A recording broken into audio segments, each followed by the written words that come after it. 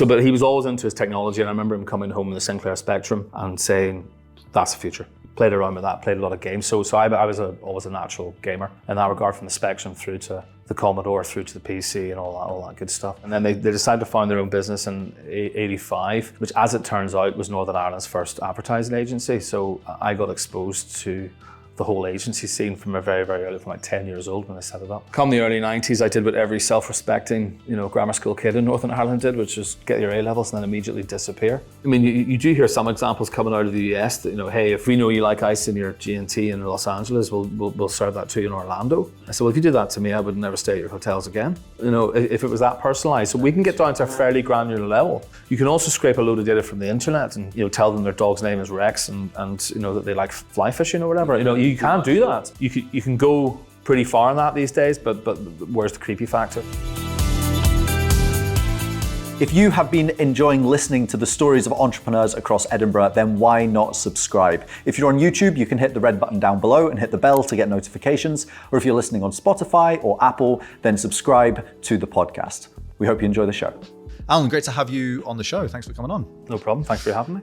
So just tell us a little bit about your business. Give us some context of what it is you do. Yeah, so I'm Allan Nelson. I'm the CEO and co-founder of Foresight, which is a hotel CRM company and product. And we work with large resorts, work with hotel management groups, resorts, independents, boutiques. And our job is to take the various different points of data that they have from around the hotel and the different legacy transactional systems, bring it all together, clean it all up, take the rubbish out of it, present it forward to the marketing team and allow them to knock themselves out on various segmented, revenue-driven, guest experience-driven customer journeys, both in terms of acquisition and retention, allow them to drive a load of revenue through it, put some great automation in to make their life as easy as possible.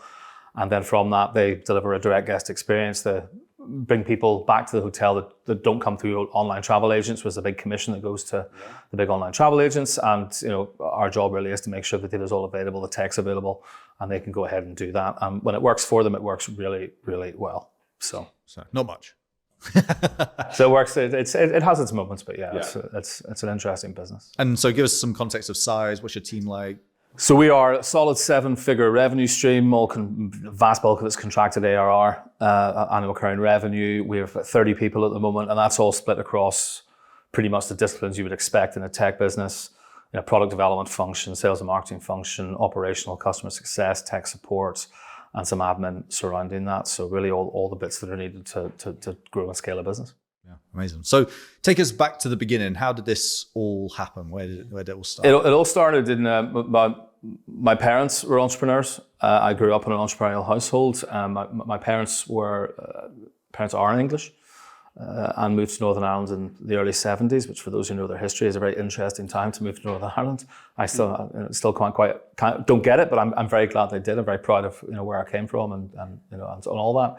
So my father was always into his technology, so he would come home. So I'm in my mid to late 40s. So he would come home back in the day he worked in video services. He worked with high spec cameras and stuff at the time, he would occasionally come home with video players and stuff like that. I remember hooky copies of The Empire Strikes Back and all that stuff back in the day. But he was always into his technology, and I remember him coming home with the Sinclair Spectrum and saying, "That's the future.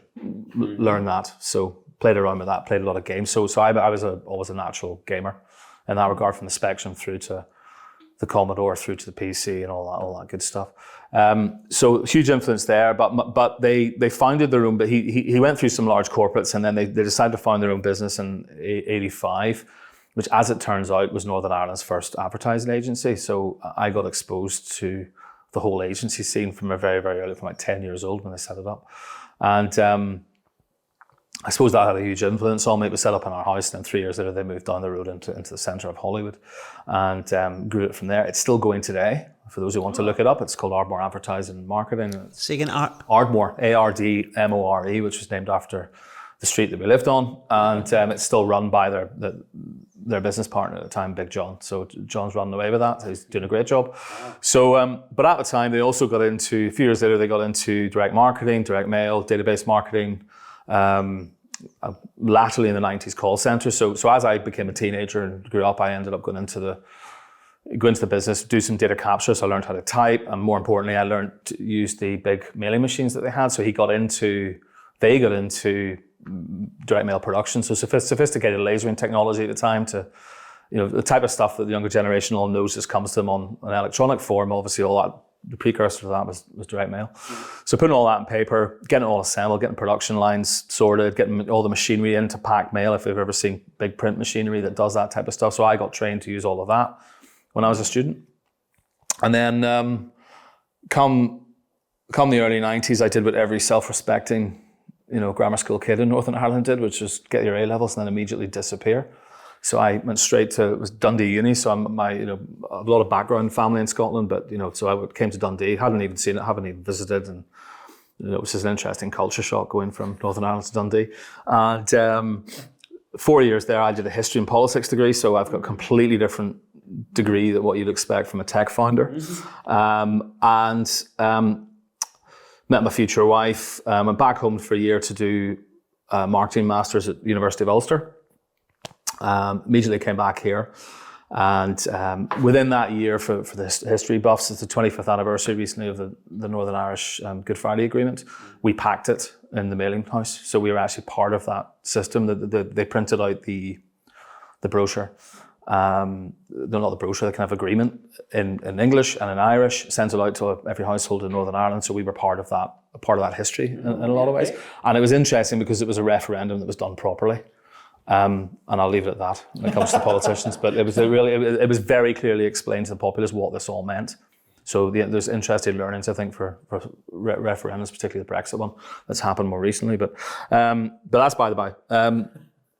So in 98, I came back here and started looking for jobs. And I knew I wanted to work in following the footsteps and work in marketing, advertising, but with some kind of technology element to that. And I ended up at a couple of interviews, didn't get the jobs. And then my dad put me in touch with what is now my business partner to say, go and meet this guy, Richard. He's also from Northern Ireland, but he's working over in Edinburgh. And he needs a junior account manager in his agency in Leith. So I went and had a chat with him on the same day as I found out that Google incorporated. So it's not that long ago.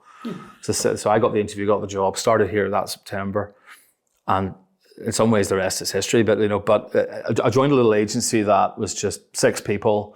They just bought 6 PCs and they said, you're young, you like your technology, there you go. So I was part of what I would always describe as the Windows 95, 98 generation that came out. So I was a gamer, so I understood how PCs worked. I never coded, but I just like playing around, always making technology do stuff it couldn't do before. So those first 2 years there, I learned the business, learned the industry. We were doing big customer comms, pension statement mailings for the big financial services companies here, the Standard Lives and the Scottish Widows and Britannia Assurance and various others in Edinburgh because it's a big financial centre, but also up and down the UK. And we had this system of we would manage everything, but outsource the data processing and then outsource the printing to these big printers, mainly in the north of England, who used to have the kit. They could afford the kit in the 90s. You needed £500,000 worth of servers to actually make this thing work at the time.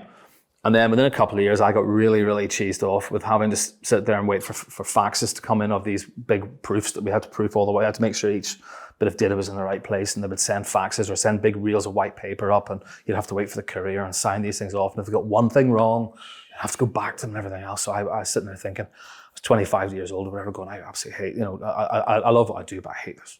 How can I find a way around it? And I had a couple of conversations, did a bit of research, and realized that PDF technology at the time was like, ooh, we could use that. And so, cut a long story short, I actually tested it the year before with my dad's company and his best techie at the time. We tested it fully from end to end. And then I went to Richard and said, we should just take this in-house. Here's server technology is cheap enough. Broadband technology has just arrived, literally. So 20 years ago, Virgin were installing, or whatever they were at the time, were installing cable and wireless, I can't remember. We're installing broadband technology. So we got it in free for a year just to test it out. And I realized we could basically generate millions of PDF images and send them to anywhere up in the country. So effectively, we just moved up the supply chain and we became a tech company. Oh. So in order to service that, my father came out of, my mum and dad had a challenging exit from their business. And mum retired, and dad, it was him and his best techie. He stayed with the business, didn't like it. And Rich and I had a chat, went and spoke to dad and said, look, we think we can do this, and we want to set it up in Northern Ireland around you and your best techie at the time. Put the software in, 50 grand investment, software servers, a wee office unit in Bangor. For those who know Bangor, this is down the road from Belfast, and off we went. And then over that period of time, we just kind of gradually grew and scaled that business. I had no idea that we were doing that. It just felt really natural. But it was a really, so I joined invested in myself, joined the board at 26 and thinking I was all that in a bag of chips, and off you go. And off we went, from that point of view. So it was, that was the first experience of startup life. And it was actually, because of the existing business that we already had, the thing was paying for itself within 6 months. It wasn't a real startup journey in a lot of ways. So this is really easy. Off we go. And we also we didn't borrow any money. We didn't, no debt, no loans, no nothing. We've never ever taken anything like that. We've always been self-funded. My business partner's a chartered accountant. He doesn't like often dealing with bankers.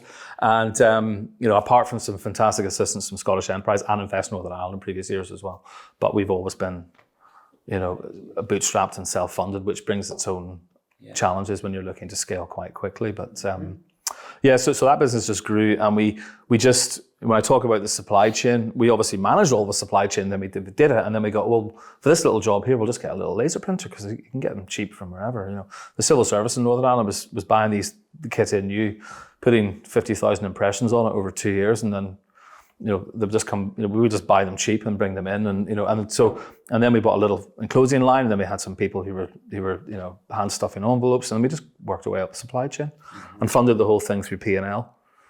As well. So established this business where we were handling customer contacts and transactional data, and it was the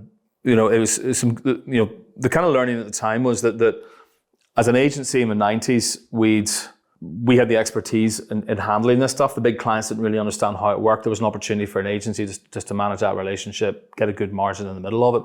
But as time went on, it became more commoditized. The big buyers started to understand the technology, the processes, and then it started to become commoditized. So we had to keep running ahead and say, well, what things can we do that are new? What is it? Because where you make the money, particularly when you're small, is the innovation. It's not if it becomes commoditized, the big guys just move in. Capita comes in and takes over all the back office outsourcing, and that was happening. So we were always looking for ways of how do we innovate, how do we move up the supply chain, how do we do this in a bootstrap fashion. And the other learning from that, I think that I had a colleague very early on, David, who's no longer with us, was a classic ad agency guy, but client services director, so very, very customer focused. And he was just stay close to the customer. Just whatever you do in your career, just be close to the customer all the time. And he was absolutely right. Those relationships are still key. And some of the relationships, some of those clients around that time are still clients of the business as it now is. As I'll probably explain later on what happened to the mailing business, in terms of it was sold on, but some of those businesses almost span decades. So what would staying close to the customer look like, over that journey? Do a good job for them. Right. But a lot of it is about personal contact. It really is just about building relationships and being a reliable, trusted provider. And that can be challenging because as you get bigger, you often get as a leader, you often get further away from the customer, and it costs more to service them. So therefore, you try to find ways of automating that. But for that type of business, it was, a lot of those relationships were pretty crucial. But funding that when it became commoditized became quite challenging. Yeah. And as the business has grown as well, I mean, are other people now taking ownership of the relationships with the customer, or are you still quite involved? Less so with the Foresight business, and to explain, I always tell the story about our direct mail business because the Foresight business spun directly out of that. Right. Because what happened was we got a phone call from a very, very famous 5-star resort in Scotland who said, "We hear you guys would deal with data. We have a data problem. We're a marketing team here. We want to personalize stuff to our guests," this was in 2008, so it's pretty forward thinking. But the data's legacy, it's all over the place, it's in different systems, it's messy, there's no single customer view, it needs to be cleaned up. Can you create the single customer view? Can you automate that to give data feeds in regularly? Can you give us access to it in a secure online environment? So in other words, can we have a cloud-based product in 2008? So we had a couple of web devs in the business at the time, couple of guys, as you do. I think back in the days, you got asked to do some software development, some web development. So you just hired a couple of nerds and kind of sat in the corner.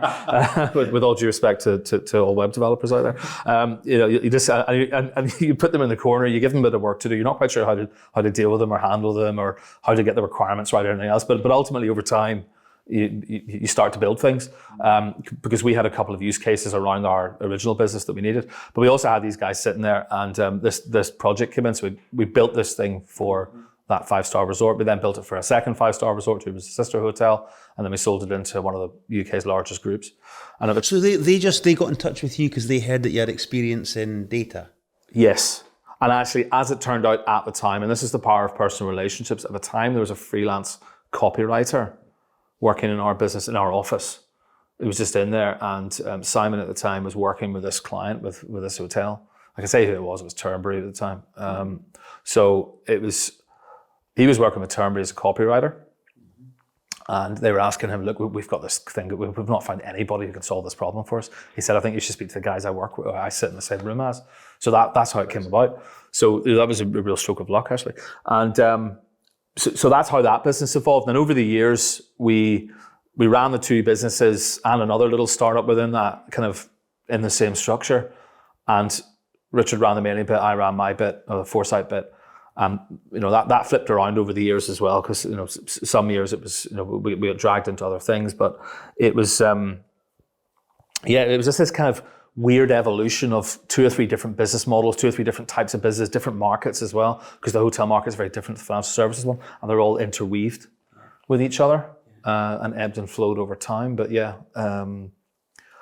was interesting. And so I don't know if you can or can't say this, but by solving the problem that Turnberry then had, what did that allow them to go and do then? It allowed them to, at the time, be very personalised on their comms. So they had all these data points. We know you're arriving on this date, or you've stayed with us 5 times before. Yeah. We'd like to give you a nice offer or something like that. It was that type of thing. Yeah. The original brief was, we want to speak to our guests in a communication form and know them like our concierge does. Yeah. Because those 5-star properties, you walk in there, they recognise Mr. and Mrs. Smith who've been there 3 or 4 times or whatever. And it was getting the data to a place where they could start to enable that. And originally Turnberry at the time were doing it via direct mail, really high-end direct mail, really fancy printed stuff, a stamp on the envelope and everything.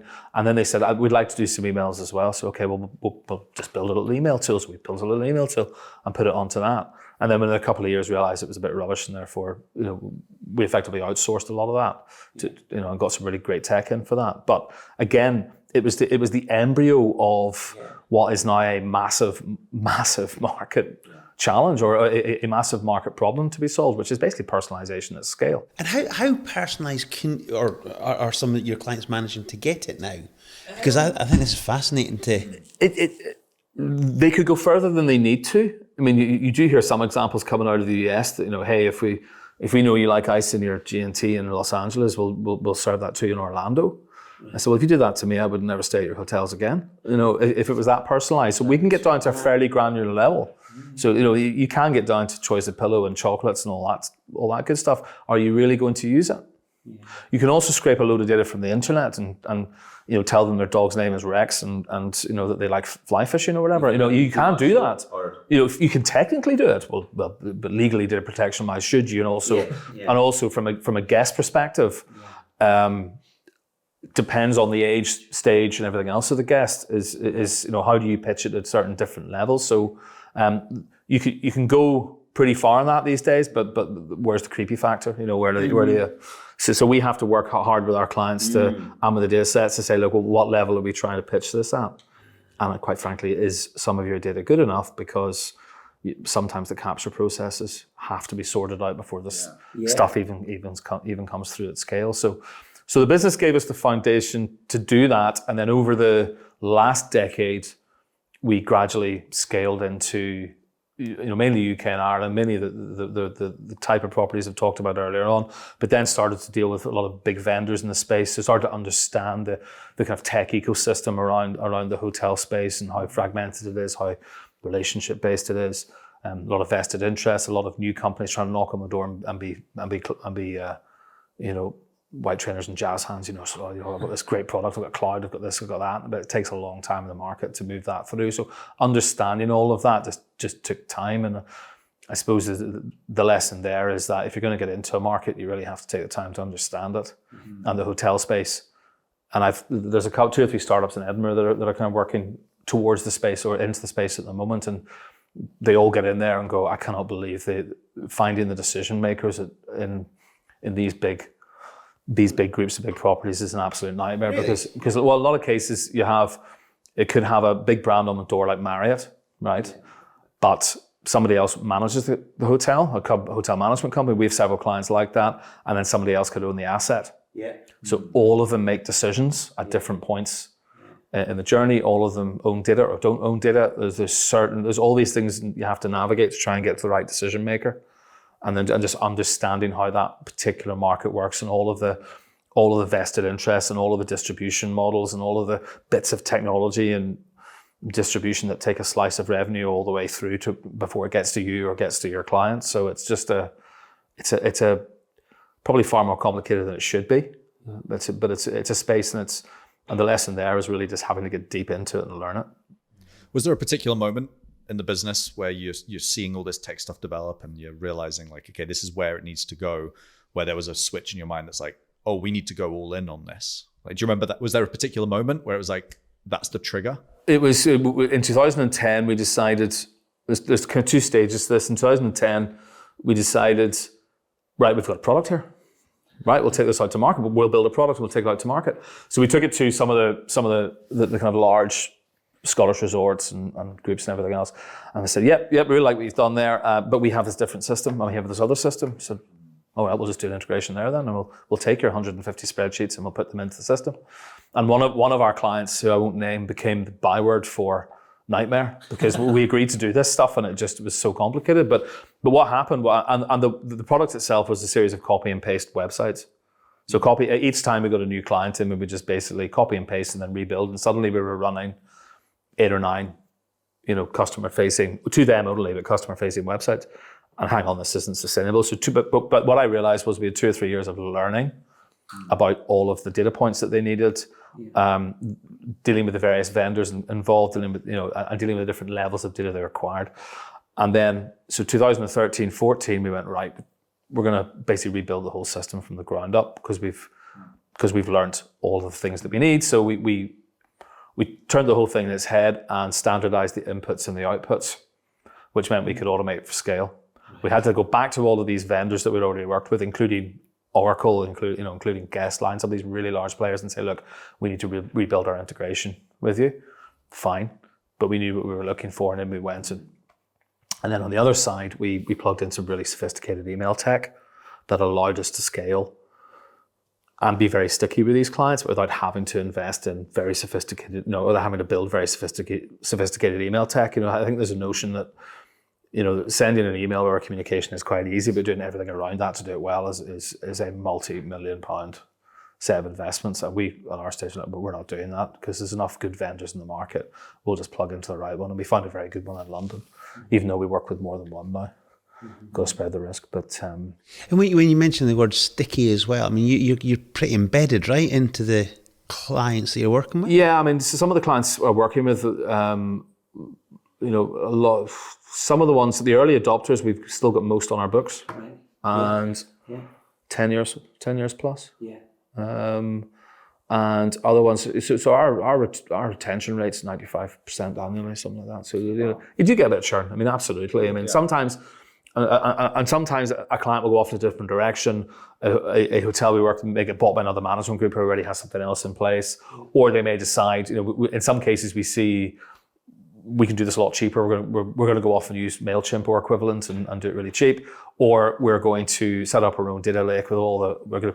Someone's got in there from Google and gone, right, this is get everything in one place, and APIs and get all your data in one place, create lots of dashboards, and it's great value. And how much that cost? Hundreds of thousands of pounds, but it's worth it for your business. And then they decide, okay, well, we'll move away from what we had into something new. And sometimes it works for them, sometimes it doesn't.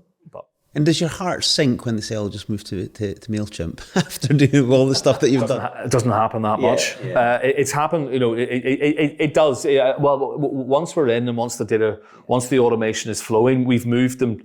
I use MailChimp as an example. We've moved them from, downloading emails or contact details once a month and putting into MailChimp to the whole thing's automated. So you put us in and the automation works. We've already saved the time. So they don't tend to go back. But what you might find is that, if there is a bit of churn, they've maybe gone with another vendor or they've gone with somebody much larger. And that just happens in life. You will always get the leaky barrel. You always have to be filling the thing up from the top. But, as I say, it touch wood doesn't happen that much to us. Once we're in there, we do work hard in the relationships. We do compete with some large Americans, which is when it goes back to the kind of customer success, key account management side of things, is making sure you're continually working those relationships, even though you have to be careful not to let the tail wag the dog. For some of these, the temptation is, particularly for someone like me who's full of enthusiasm, is to make sure that you don't have one particular client just dictating your roadmap. We can do that. And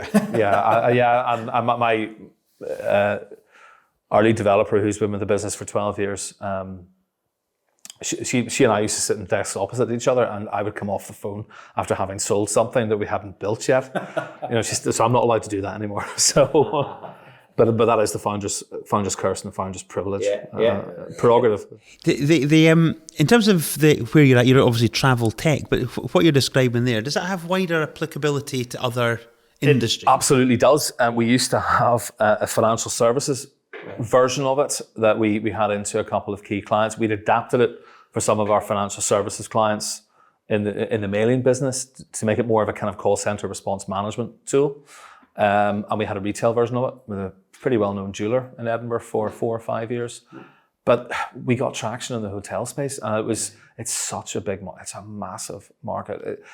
And this is the thing about, do you go high and wide and try and become the next Salesforce, who are already in that market, or do you become a specialist in a vertical? And there's just, everybody will have a different opinion on that. And what made you choose the route you chose then? Probably because we were self-funded and bootstrapped and probably weren't going to go out and try and raise 10 million quid or whatever at the time. And also the maturity even 10 years ago of the email messaging technology that was out there was pretty sophisticated. So in order to go all in on this, we're going to have to build that within the platform, I think. And then, some of our American competitors have built email into their own platforms, and they're nothing like the tech that we use. They're nothing like MailChimp or whatever. So we just made a decision to say, look, there's any number of markets that we could become experts in, but actually there's only our team and us. This is a huge vertical. Just get into it and go up and down it. I mean, the total addressable market I looked at it the other day, there was 192 billion spent in the US in hotels last year by guests. It's huge. Huge market.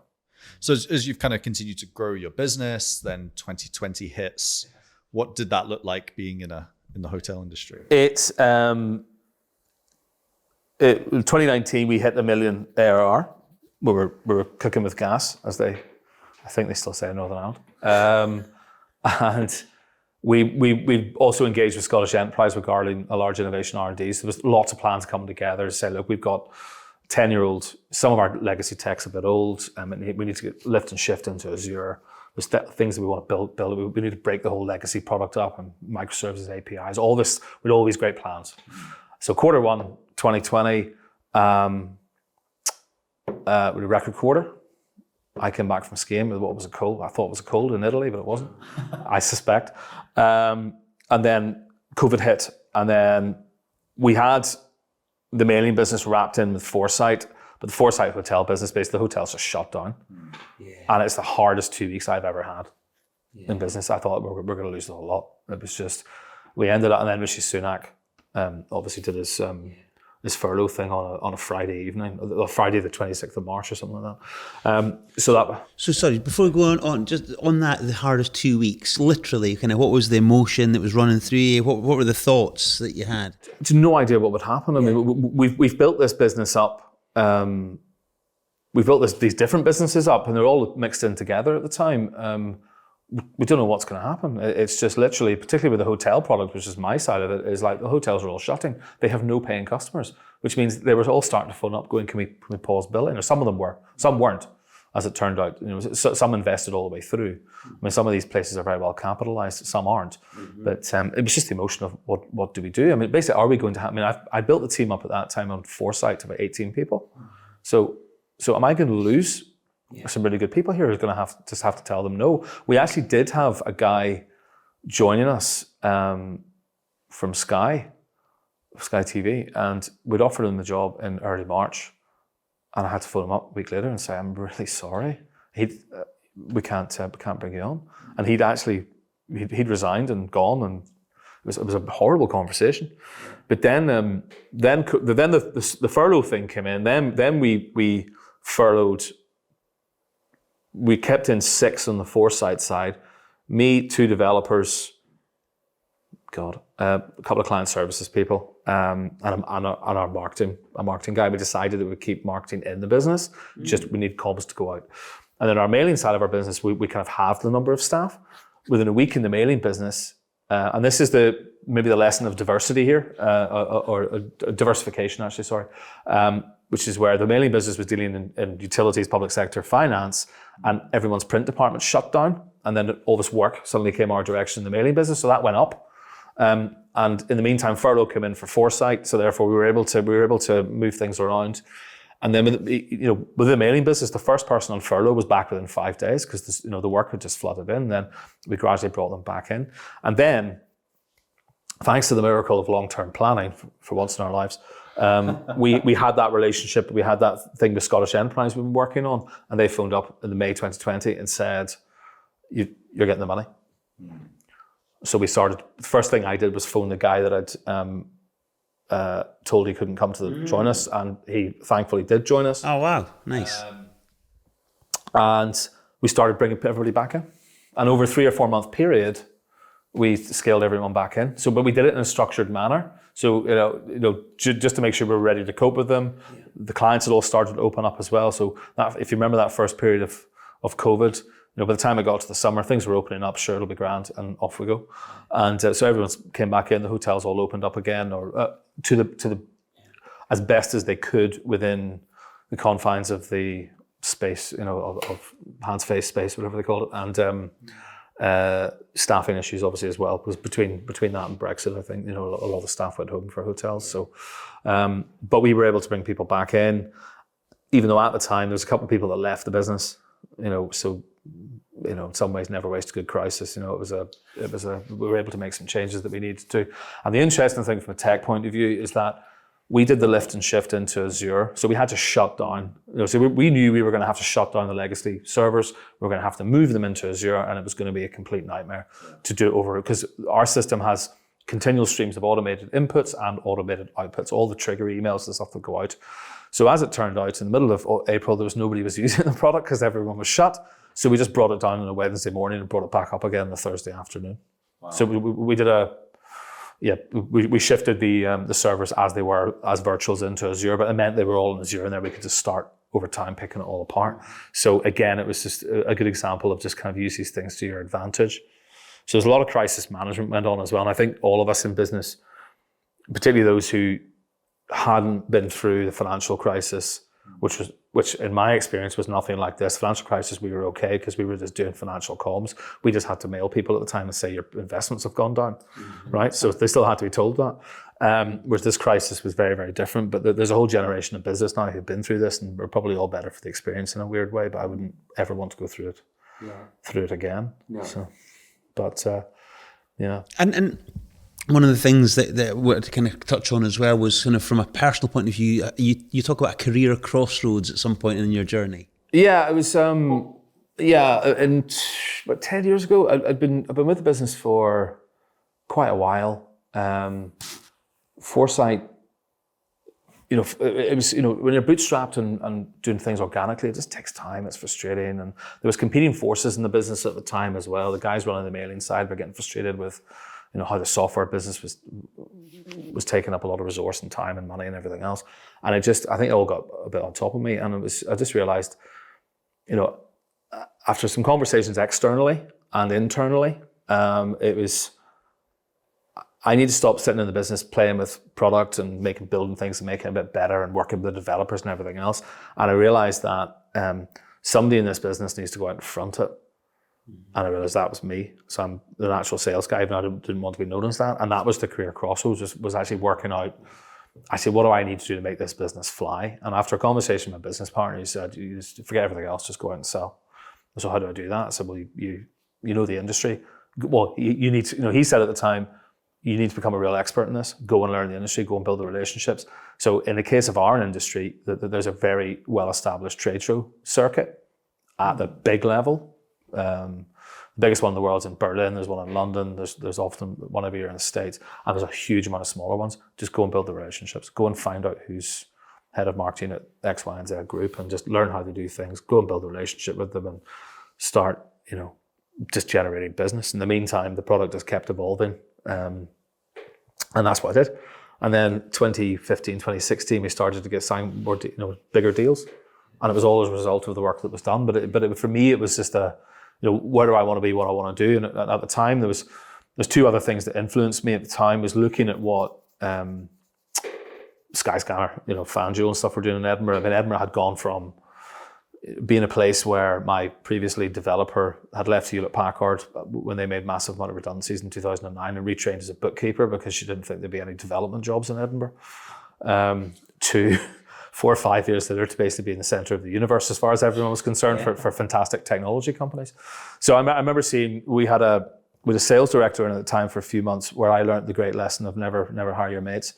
And he's still speaking to me. It's just fine. So I still love him dearly. But it was one of those ones where the fit didn't work out. But he said at the time, he went to school. A couple of guys who went to Skyscanner because it was the old Edinburgh thing, you lot in your public schools are here. But he went to he knew a couple of guys. I think he knew either Shane Storfin or his brother. And he said, he said to me, you need to go up to Skyscanner and see what these guys are doing. You just need to get in there and go and visit Disneyland. It's amazing. And right enough, he organised us to go up and see several of the senior leadership team. I also knew their head of hotels, who was a previous client of mine. Went in and had some chats with them, and you saw what they were doing. You saw their offices for a start, but up in the quarter miles, you're still there. But you saw what they were doing, and you started to realise the learnings they were doing, the people they were bringing in from all around the world to try and teach them how to do it, and how they were approaching it, why they were doing what they were doing, and the opportunity that they had. And it was just I looked at it and went, I need to learn this stuff. So what I did was, I also realized I needed to go on my own learning journey. There was only so much we were learning as a business in our own little world. Mm-hmm. So I had a chat at the time with the guys at Scottish Enterprise, and they said, we'll put you on we'll fund a Leadership for Growth course. So I did that course with, there's a company at the time called Leadership Factory. I think they've been sold on. This guy called Andy Kelly, and he went and did 10 weeks of leadership, and he did culture and leadership and public speaking and all that stuff. And if you hadn't ever done that before, it was just fascinating. And over the years, I've always made sure that actually I want to keep learning. So started reading a lot more. So how do tech companies do it? You read how do entrepreneurs do it? All the biographies, all that type of stuff, which I'm just generally interested in. The history of computing and stuff like that. There's a great book by Walter Isaacson about, he's the guy who did the Steve Jobs book. Okay. If you read that, but he did the history of computing. The first half's really dry because it's all from the Victorian era up to the end up to the Second World War, and then it starts to get really interesting if you like that type of thing. So reading about all of that, and then over those subsequent years, decided, that course is finished. What am I going to do next? Mm-hmm. So I did the Can Do Scale, Scotland Can Do Scale with Bill Ollett of MIT up at Stirling one summer. And then I got talking to Ken Whip, who is Scottish Edge, Hunter Foundation. Mm-hmm. He said, I think you might be suitable for the Scale Up Scotland cohort. So I joined the second one, which was great. And we were the COVID cohort, so I joined that in 2019. And then, of course, it all paused for a bit, and then eventually got finished, 2021. And being surrounded by some really high growth, really cool, interesting businesses, the guys at Bella and Duke, Snag Tights, Safe Hinge, Primera, who do mental health, doors to mental health hospitals, some just really totally different businesses, but all on this journey, and all, so Tom, the Hunter Foundation would basically fund to bring some brilliant speakers in, and good learning, good peer-to-peer learning, and that to me was vital. And to the extent this, these days I'm now a member of Vistage International and get a lot of the learning that way as well. But to me, that's been crucial. And that was probably the turning point, was I suppose the kind of, in my case, up until my late 30s, you often think you know everything and everything else. And I realized very quickly that I didn't. Mm-hmm. So therefore there's a continual learning journey and a continual curiosity that has to be explored in my point of view. Yeah. And I always like learning about how other people do it. I like stories. I like telling stories, but I like hearing stories of how other businesses do it. So do listen to podcasts these days, and I still listen to some of the political stuff as well, because that was my kind of background, my degree. Mm-hmm. And increasingly over the years, I've realized as well, having that type of degree gives you a curiosity, but also gives you an understanding of why things happen. Mm-hmm. So history, the past informs the future. So if something happens, and also a wide appreciation, if something happens in the market, why was that? Mm-hmm. And what do we think will happen because of what was learned previously? Mm-hmm. If you look at the current, the current stuff going on in the world, look at the war in Ukraine and everything else. What's triggered it, mm-hmm. and looking at history, what's going to make that happen? How is that going to affect the market? How is it going to affect supply chains? How is it going to affect movement of people? How is it going to affect our business? So all these things that have happened have affected our industry, the hotel industry, Brexit, and migration or stopping migration, everything else. Suddenly has created shortages in the hotel industry and staff shortages. That means some of the hotels don't open, or some of them are open but they're housing migrants, and previously they were housing doctors and so on in the NHS, which meant they weren't doing any marketing, so they didn't need our services. All these things impact. So to me, that's all really interesting. And so with that, then the predictions for the future in your industry, what do you think is going to in the hotel industry? Yeah, well, I mean, for your business as well. I mean, there's huge opportunity, but what do you see? It's a massive market. It's a huge market. We're now into hotels in the US. We've got hotels in South America. We've got global partnerships, but it's never been an industry that's moved fastest. It's also never been, it tends to learn from others. And I think the hotel industry has been around for so long that the technology that was set up to run it was very, very fragmented. So it's not like, Apple and Google have control of the mobile phone operating systems because it's such a new industry. They were able to get market domination so quickly. That didn't happen in the hotel space. So therefore, it's going to continue to be fragmented. It will evolve towards cloud-based APIs. It will evolve towards marketplaces and everything else, but it's taking a lot of time to do that.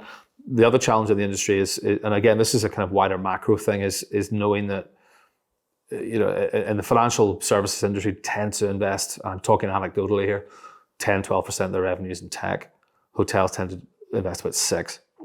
So what that means is that there's a lot of vendors out there fighting over a smaller slice of the pie. And you often deal with hoteliers who know that they kind of drag kicking and screaming into the modern era. They know they need to invest in technology, but they don't want to pay for it. or pay much for it. So therefore, we're continually having to battle those forces as well. So where's it going? I think on a more fundamental level, human beings want to travel. They want to experience. They want to socialize. Working from home or hybrid working has led to the use of a lot of hotel spaces. We as a business are fully remote, and we often take rooms in hotels and to have board meetings and SLT meetings and team meetings and everything else, because they're the right size and facility and spaces. So there's lots of opportunities for the hotels there. People will continue to travel. They're being squeezed by Airbnb. They're being squeezed by short-term rentals. But I think you're going to see, if you look at Edinburgh as a very good example, there's too much stock on Airbnb at the moment because it's affecting the students and the kind of young professionals who back in my day lived around here in these offices, and actually can't do that anymore. So they're being squeezed further and further out. So I think there's going to be regulation there. And you're seeing a lot of hotel stock being built here still, which I think is indicative of, I think they're going to find a balance with accommodation. So the market will continue to grow. It will continue to evolve. And its technology will, race ahead in some cases, but probably not be as fast in as some other industries. I mean, there's two examples we talk about in the office. The marketplaces. So some, a kind of app store marketplace is something that we all know has been around for a long time. The hotel industry is still getting very excited about it, whereas retail was very excited about it a number of years ago. And the second thing is e-commerce. Is a lot of the e-commerce methodologies used in FMCG and the retail side are still to work their way into the space. Probably because of that fragmentation, that legacy attitude, and fragmentation of underlying technology, but also fragmentation of distribution. It's a very complex, multifaceted way of getting a guest through the door. Yeah. So it's not like you're going on Amazon and everything's done and everything's done on one platform. So that's what the industry will work to simplify that over time, but I suspect it's going to be a generational thing. Yeah. And so in 2021, you made a big decision. Something happened. Tell us about what happened. Yeah, so we went through an exit. We sold our mailing business. So this is we built up. We had the business that had been a success and funded everything else that we did. We got an offer from, it was in December 2020. We knew we had this mailing business with some great people, some great clients, but we knew putting stuff on paper has a certain shelf life, and we knew to evolve the technology on that side of the business towards hybrid digital comms, paper and email or whatever else was going to be quite a lot of sunken cost into that. And also we were not really willing to spend the money on huge production-based laser printers, which can be hundreds of thousands, if not millions of pounds per unit. So, I mean, they're huge things if you really want to scale into that market, and particularly a market that's going to ultimately decline. Huge market that's declining. So what we're going to do? So we talked about it, we did some strategic thinking, we got some stuff ready, and then we kind of parked it. And then in December 2020, we got a contact from a company in Dublin, which is an amazing company called Mailmetrics, if anybody wants to look it up. And they said, look, lads, we've built some technology to do the hybrid thing. We've got a production facility in Dublin where we've identified the tech that we need, big laser printers and everything else. We've got technology that will feed the print stream, but in reality, we want to move these clients over a number of years towards email, towards SMS. And we work in the financial services industry, and we just listened to it and went, right, okay. So and was this just out of the blue then, or did you nurture? They found us. Right. But what they were looking for was companies like ours, or even just more bog standard mailing houses who were looking, who sat in the right geography and with access to the right market. So what did we have? So a company in Dublin with our production facility over the border in Northern Ireland, but in the UK post-Brexit, and with a site in Edinburgh, which was the agency site mainly. So we dealt with the clients over here. They did the production and did a work in Northern Ireland. So we had this really obvious bridge for these guys into the market. So fine. So we then got in. So we had a couple of good chats, got on with the lads well. There's a lot of talk about, we're Northern Irish, they're Irish, so there's lots of talk about rugby and everything else because we're quite good at it these days.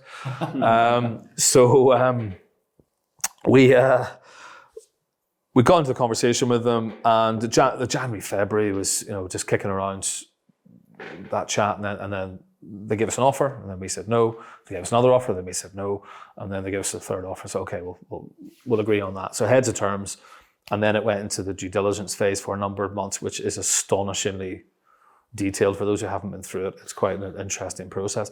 But my business partner, being a chartered accountant, was able to deal with huge amounts of it. So he dealt with that for a number of months after that, and then we got towards the end of the process, which was the shareholder agreement. So a 75-page draft arrives, and you have to go all the way through it.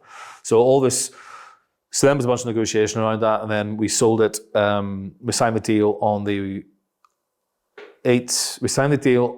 19th of August 2021, and the company was founded on the 20th of August 2001. So we were 20 years almost to the day. The Northern Irish business. Yeah, amazing. So because what we did was we still have the legal structure of the Edinburgh parent and the Northern Irish subsidiary, so we had to do a carve out and load the right bits of business into it, which itself complicated the due diligence. But suffice to say, it was a 20-year. And then at the same time, my dear mother passed away a few years ago before COVID, but my father decided he wanted to move back to England. So he did that coincidentally 2 weeks after we sold the Northern Irish business. So suddenly After going back there once a month for 20 years, there was suddenly no reason to do it. So it was really weird. So all sorts of good learnings there. The advisors and that type of thing are crucial. We used a couple of firms in Northern Ireland for that. It was Northern Irish business, and that was fine. But they were the right size of firm for the right size of deal. The guys on the other side were international. It was an international law firm and an international accountancy firm, and it wasn't. There was things that maybe weren't as smooth as they should have been because there was maybe some junior people on the deal, but who have to learn, absolutely get that. But so that was interesting, and there was a point in time about 5 days before we ended it where the lawyers and the accountants, the shareholder, when you're into the shareholder agreement, you're then into the what if. Well, what if this isn't right? What if they run off with something, or what if they lied, or whatever? And we eventually got on a call with the guys on Friday, the two of us on a Friday afternoon, and just spent half an hour just working through just the finer detail. And the advice I always have there is make sure you do that and keep that connection, because it's very easy to get lost in legalese and everything else, and that can often spoil a deal. So it didn't in this particular instance. We had a very good deal with them, and on both sides. And 18 months down the line, they're flying. And the people that went with it are flying. It's one of the things I've been most proud of is to be able to hand that over and watch the team over there, and the GM Andy that we left with that business has just gone on to great things, and they are just going for it. But it was the right time for Richard and I to step back from that industry, and we've done our time in it. So over those 18 months, that was some more of our funding. So we've been building, ever since off the back of that. So again, we've just not gone down the standard investment route. Yeah, well done. Yeah, so far. But cool. A few quick fire questions for you. So, scariest moment. Scariest moment. There's two things. COVID is the obvious one. That was horrendous for a few weeks. The other one is probably more back to the old days, where if you made a mistake on these big mailing jobs, you can end up emailing a decimal place in the wrong place or the wrong wording or something to basically 1 million people, and then somebody would have to pay for it to be redone, and you're talking large budgets there, particularly when you include the postage. So that was really nervy stuff.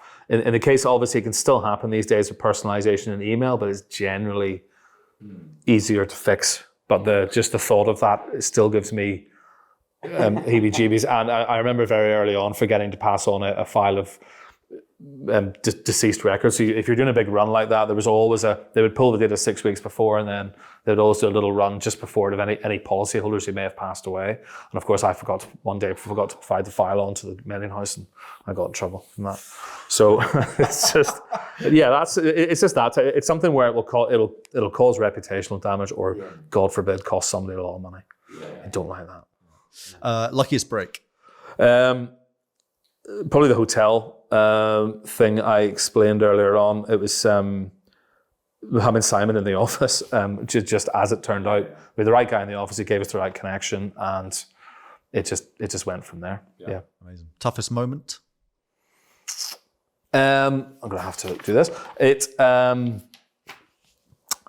probably COVID and the whole experience 10 years ago, where I kind of needed to redefine who I was and what I did from a career perspective, and decide on which journey to go on.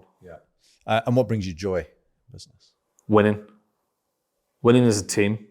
Winning, whether that's new contracts, new clients, whether it's clients having success, whether it's my team having success, whether it's people who people will come and go from business all the time, which is great. It's the satisfaction of them leaving us in a better place than they found us. And I can probably give my previous colleagues in the mailing business a good example of that. They've all gone on to do some great stuff. That's brilliant. You didn't have to think about that one. Winning. He hadn't even finished the question. You said winning. But we're not. It's not a game. But we're not here to. We are here to be the best at whatever thing that we choose at. So and I like my sport. So yeah. This has been great. We always finish all our conversations with, what is your guiding principle in business? I read, there's various things, but I read the Netflix book by Reed Hastings is very good. And he talks about business being a team sport, right? So your team is like a sports team. So you basically have the players in the team that you can afford at that particular point in time. They can and they will change. This whole notion about we're a family is in my mind, is I don't agree with that. So we're a family here in this business. It's not a family. It's a sports team. Families endure. Families put up with all sorts of stuff because it's family. That doesn't work in a business context in my mind. It's therefore hire the right people at the right stage in the business, and there's no regrets, for all of us once it gets to a certain size, because we've had some great people in the business over the years, but some who are fundamentally not suited to either the size the business became or the roles that they had to evolve into.